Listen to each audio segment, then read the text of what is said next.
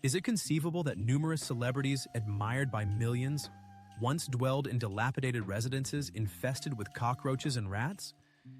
Did one particular star even have to repair her own roof amidst a tempest? Was this their fate? Or are there concealed misfortunes the public remains unaware of? All the solutions are presented in today's video. We invite you to join us as we expose the narratives of 21 African-American cultural figures who inhabited some of the most deteriorated dwellings imaginable. 21. Aretha Franklin, the Queen of Soul. Within dilapidated walls, Aretha Franklin, the unforgettable voice behind Respect and Natural Woman, embodies strength and feminism in American music. However, little is known about the mid-1970s, a period when her once brilliant career dimmed, forcing her to confront crushing uncertainty.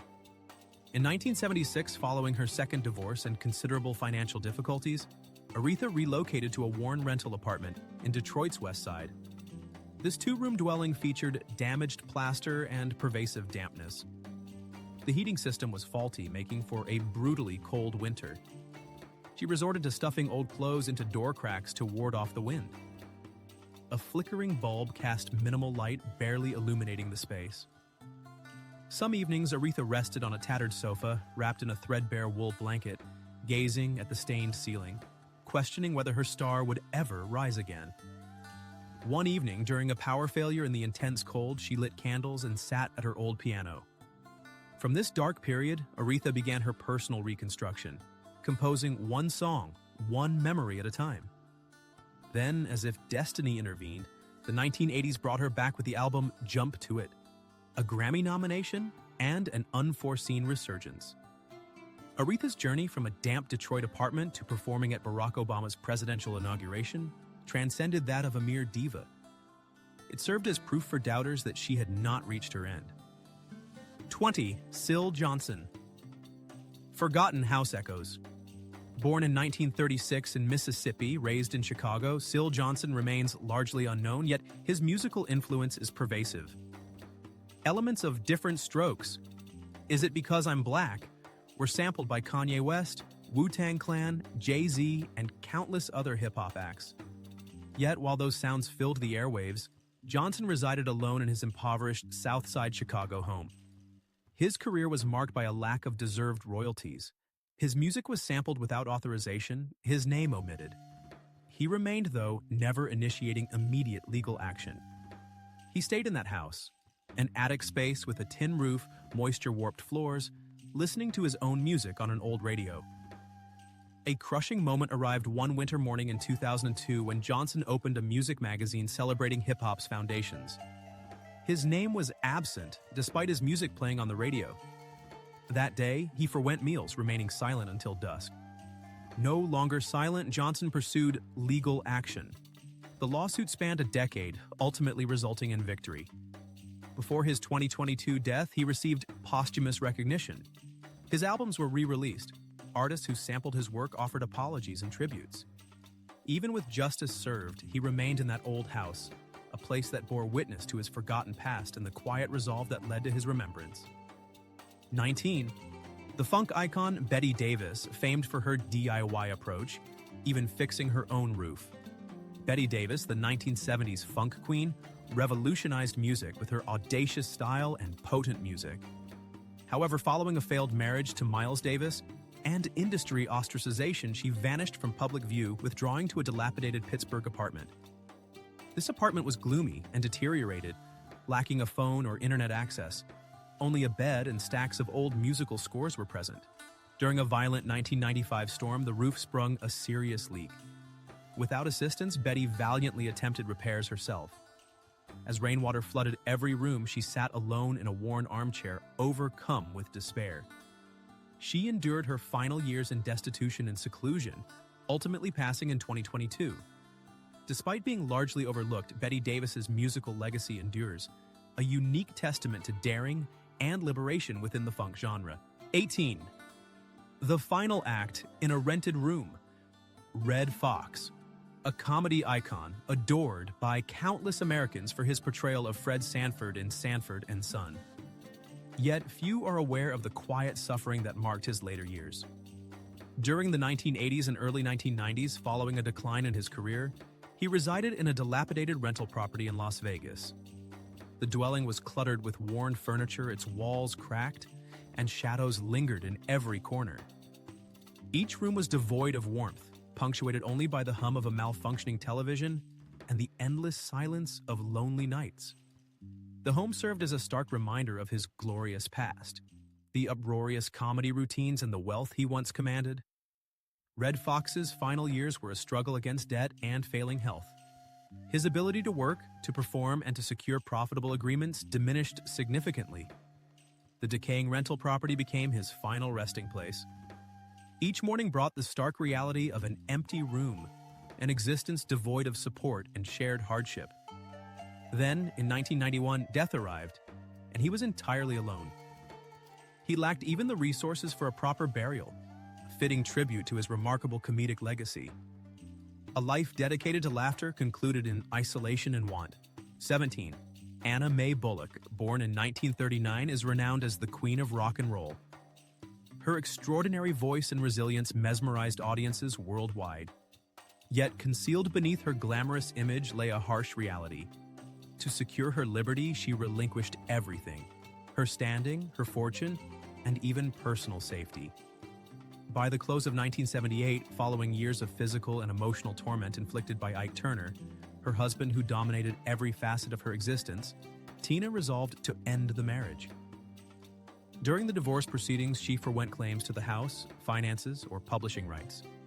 Her sole request was to retain the stage name Tina Turner, a name she had tirelessly earned, investing her youth and well-being in its creation. One gloomy July afternoon, a battered cab pulled up to a secluded Los Angeles street.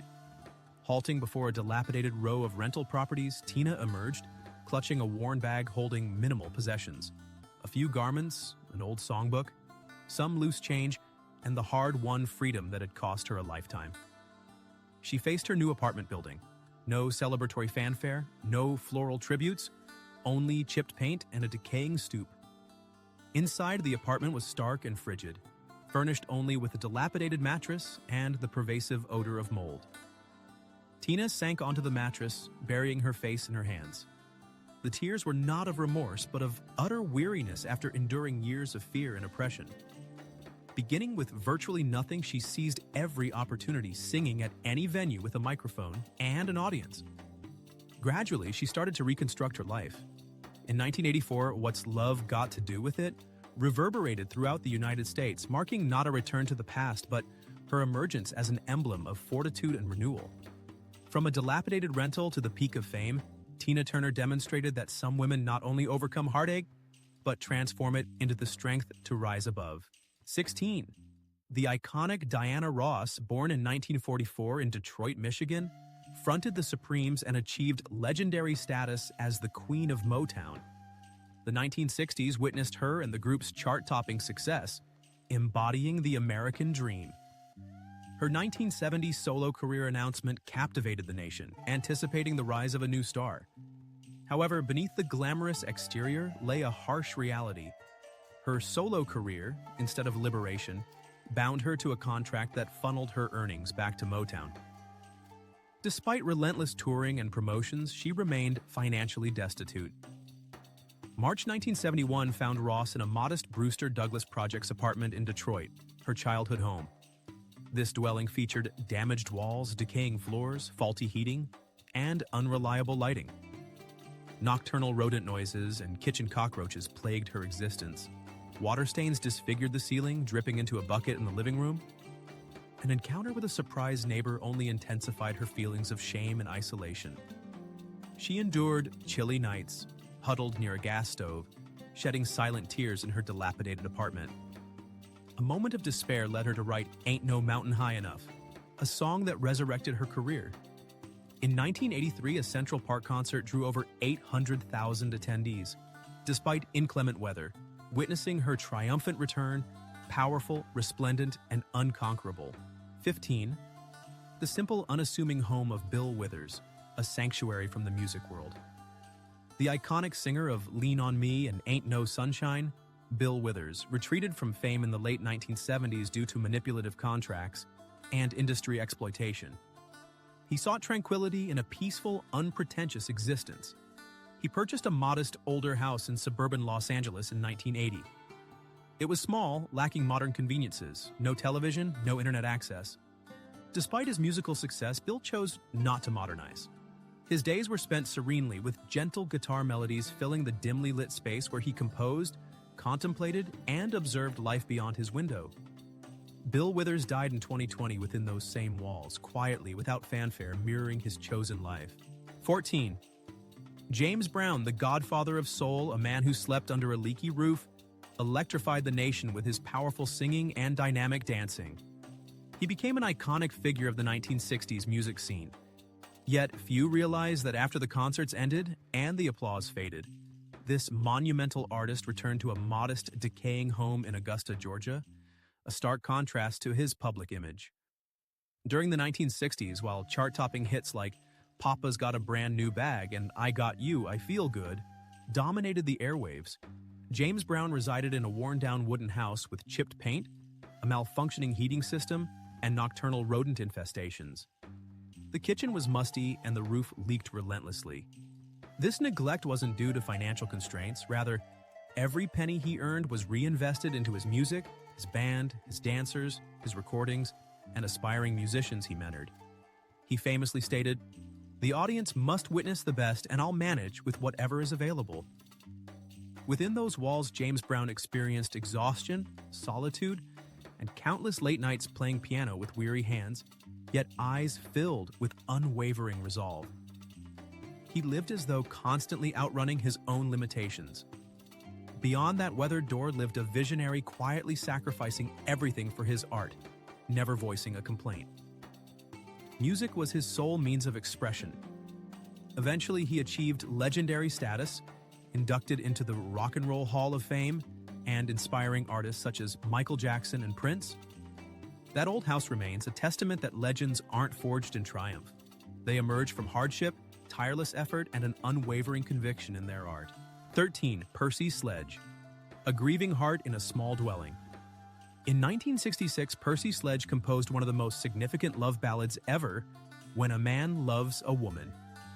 His quivering, aching vocal delivery resonated with genuineness, as if personally experienced.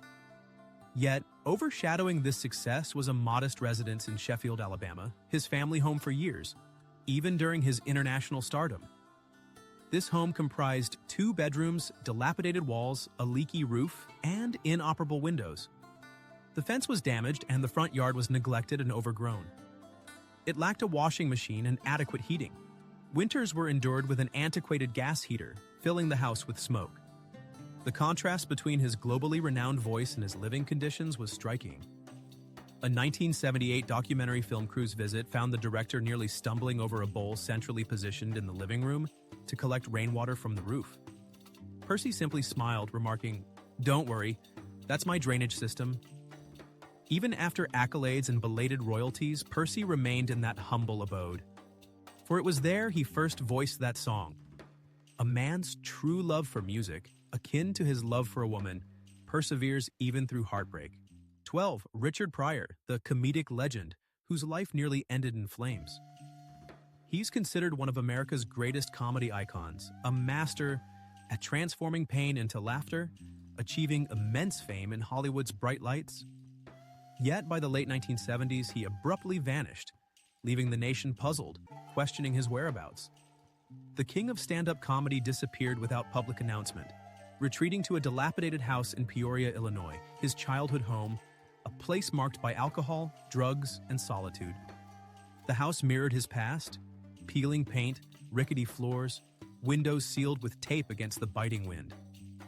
Laughter and applause were absent.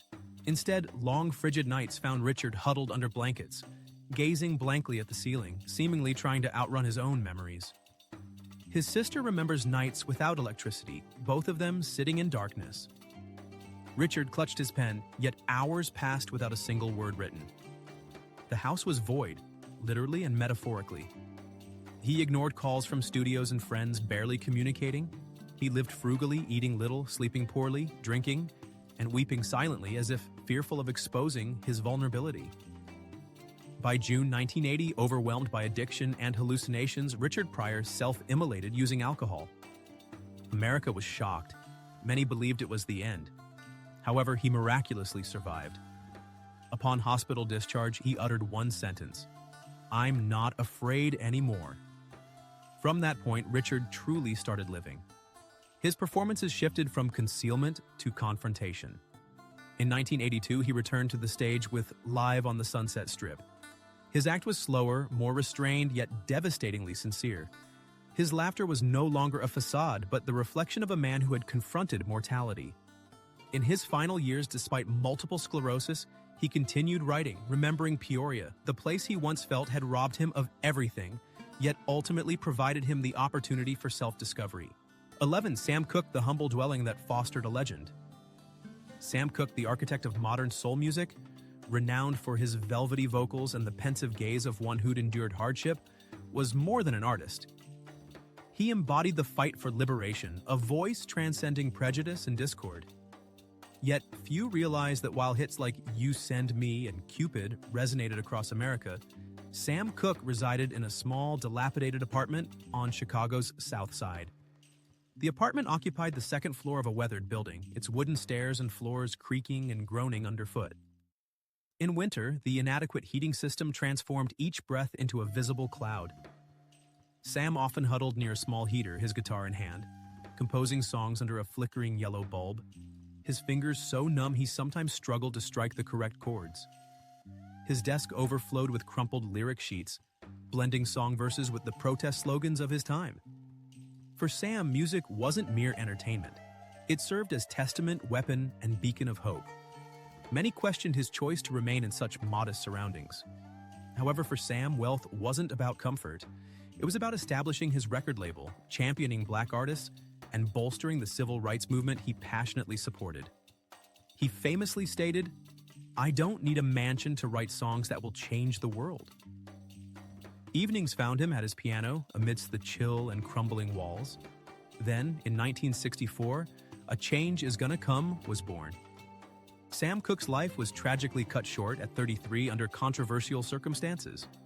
But that modest Chicago apartment became the cradle of enduring melodies. And he, the artist who embraced simplicity for his art, remains the soulful embodiment of an era that refused to rest. 10. James Smith, a secluded dwelling containing only an organ. James Smith, a Hammond B3 organ virtuoso who transformed the instrument into a vibrant electronic jazz force, is a pivotal figure in American musical history. However, in his later years, he retreated to a modest wooden structure in the Arizona desert, completely isolated. This residence lacked three key amenities: electricity, running water, and phone service. Only desert winds whistling against its metal roof, a few aging doors, and a lone organ illuminated by a generator whenever he desired to play a few notes at dusk. In 1997, an admirer journeyed to the Arizona wilderness, carrying a vintage vinyl record bearing the inscription, "Back at the Chicken Shack." James Smith, attired in a silver robe, his silver hair slightly disheveled by the desert breeze, opened the cabin door. Inside, the space was sparsely furnished: a dusty Hammond organ, a few canned goods, and a flickering oil lamp gently swaying in the draft. Without speaking extensively, James settled at the organ, and the melody filled the air, rich and resonant. The admirer stood motionless as if time stood still.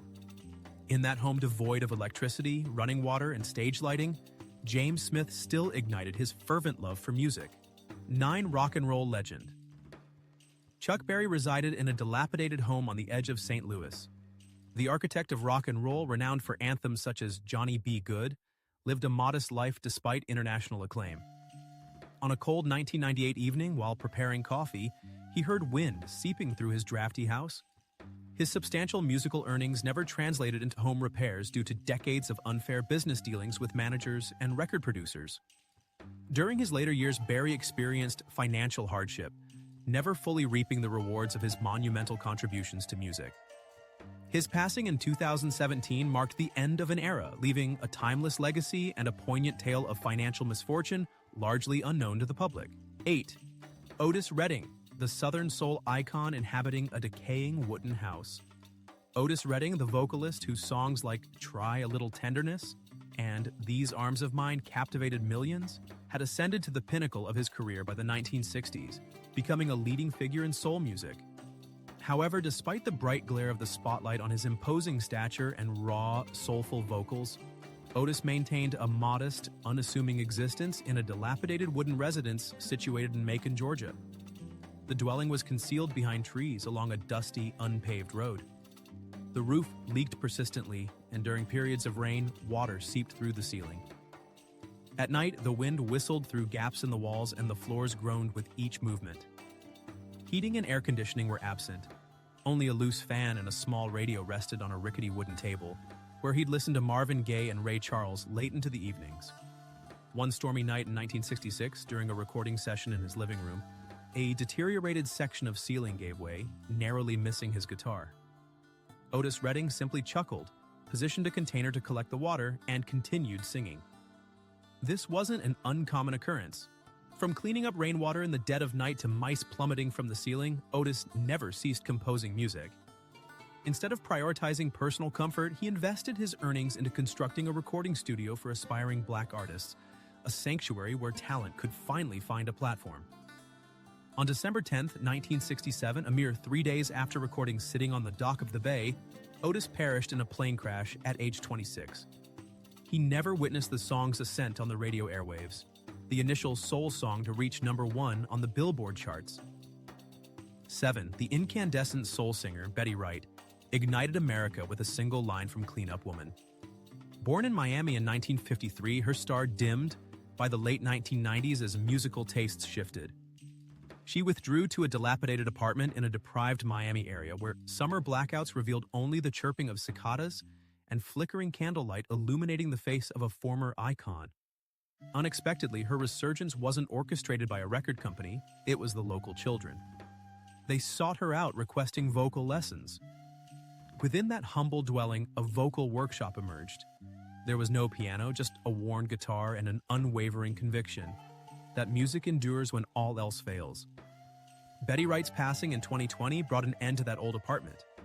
However, the legacy of this woman, whose singing resonated with Grammy-worthy power, continues through her students, now prominent black artists across America. 6.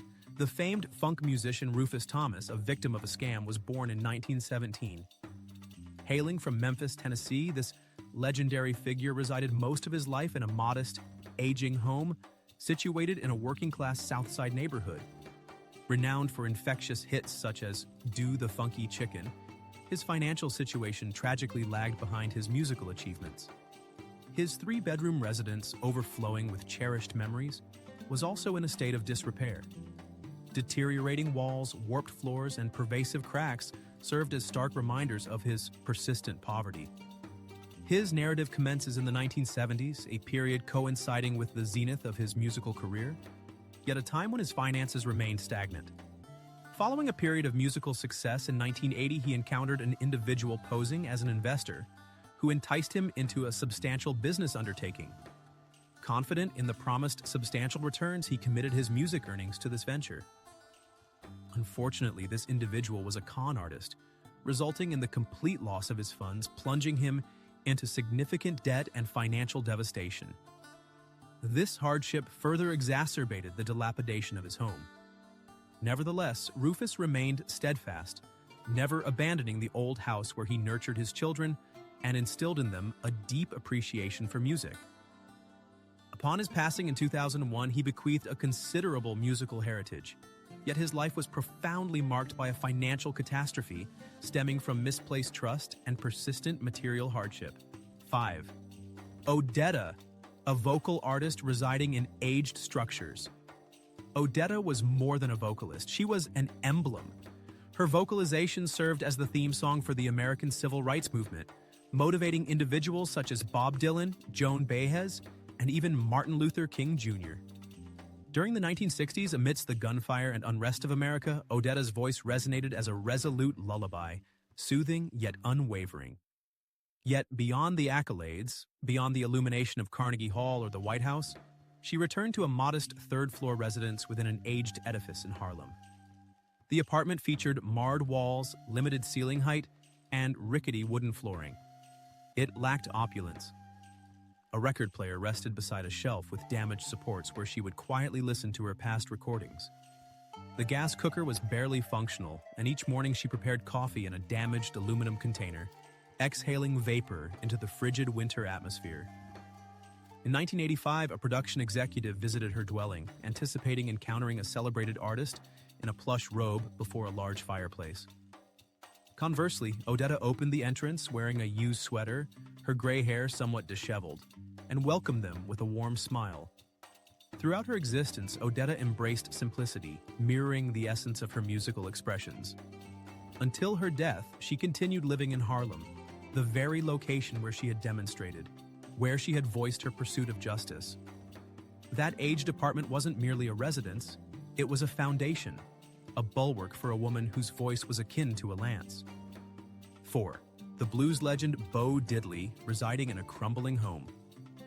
Born in 1928, this iconic blues and rock artist spent his last years in a small, decaying house located in Gainesville, Florida.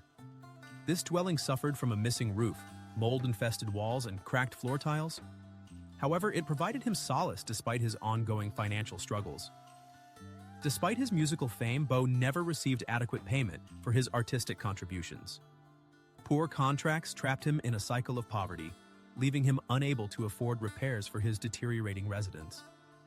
On nights with rain, he personally mended the leaky roof, a constant battle against his difficult circumstances.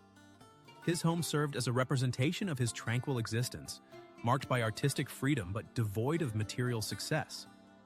Bo Diddley's death in 2008 left behind his impoverished residence, a lasting symbol of his lifelong battles and misfortunes, while his music continues to resonate. 3. Painter Ernie Barnes, residing in a bedless studio, achieved renown for his artwork Good Times. Throughout the 70s and 80s, he lived minimally in a Los Angeles studio. A celebrated figure, he embraced an austere existence, devoid of comforts, furnished only with a drafting table and works in progress. Rejecting lucrative commissions to safeguard his artistic autonomy, he consequently endured hardship and solitude. Art consumed his life, yet in his twilight years it became an overwhelming weight. In his final days, Ernie lived in destitution, lacking close companions. His completed canvases failed to provide a secure livelihood. Though his artistic heritage is remarkable, his personal journey was marked by sacrifice and isolation. His death in 2009 left behind not only stunning artwork, but also a narrative of fervent dedication overshadowed by profound suffering and a lack of deserved acclaim. 2. Clarence Carter's Melodies in the Dark. A legendary Southern soul artist, Clarence Carter was among the few visually impaired musicians to achieve widespread fame. Yet, between the 1970s and the early 1990s, he lived modestly in a dilapidated Montgomery apartment.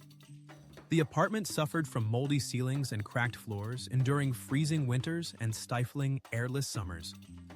Rain frequently leaked through the roof, cascading into his bedroom. During a tempestuous 1985 night, a power outage occurred. Clarence navigated the hallway to locate the circuit breaker, but slipped on the flooded floor, striking his head on a damaged wall. Blood flowed from his forehead. He was utterly alone, lacking a phone or any managerial support. Surrounded by darkness and cold, he leaned against the wall and softly sang, "Slip away, slip away." It seemed his music was his sole refuge from despair. He didn't choose destitution, however. He embraced it to dedicate all his resources to his music, recording studios, and nurturing emerging artists. His decision proved astute. His song Patches endures across generations, a stark contrast to his solitary existence in that decaying apartment where stardom felt distant. 1. Millie Jackson, the enigma behind the stage. Millie Jackson reigned as the sovereign of audacious monologues, fearlessly addressing themes of love, longing, and heartache. Her impact resonated throughout the soul and funk music scenes of the 70s and 80s. Yet, a different persona existed beyond the spotlight. Once the stage curtains fell, Millie retreated to a 3-bedroom residence in a humble Georgia neighborhood. No lavish pool, no personal servant, no gleaming revolving doors greeted her. Instead, the apartment featured second-hand couches, askew artwork, and an antiquated television requiring gentle coaxing to function. One night in 1982, following a European concert tour, her neighbors observed her carrying a garbage bag, clad in a worn overcoat and house slippers. Even after receiving a five-figure payment, she consistently purchased reduced-price groceries and meticulously counted every coin to settle her electricity bill. Millie Jackson was an icon, not just for her groundbreaking outspokenness, but for her remarkable ability to remain grounded amid her meteoric rise to fame. That unassuming Georgia home proved to be the stronghold of a resolute and unwavering spirit. The narratives of iconic Black artists, whose dazzling careers and exceptional abilities we celebrate, unveil realities far removed from our assumptions. Their lives unfolded within decaying, impoverished dwellings, each corner whispering tales of hardship and unexpected adversity. These residences serve as testaments to the struggles, setbacks, and unwavering strength that remained largely unseen by the public eye. Therefore, whose humble abode most astonished you? Whose plight resonated most deeply? Remember to share your reflections in the comments and join us as we delve into further captivating narratives in our next installment.